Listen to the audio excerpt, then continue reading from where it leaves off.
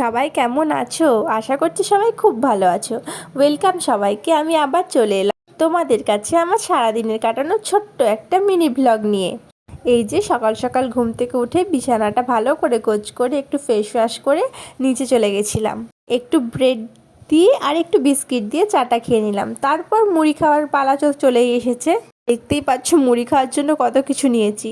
আর সামনেই মেলা হচ্ছিল, তাই একটু জিলিপি খেয়ে নিলাম। আর তারপর দেখবে টিকটকের মতো ট্রান্সফরমেশন কেমন করবো, এই দেখো। আর প্রতিদিন তো দুপুরে মাছ মাংস ডিম খাই, আর ওই দিন একটু ভাবলাম একটু ভাত ভাজা বানিয়ে নিই। অবশ্যই ভাত ভাজাটা শেখা আমার।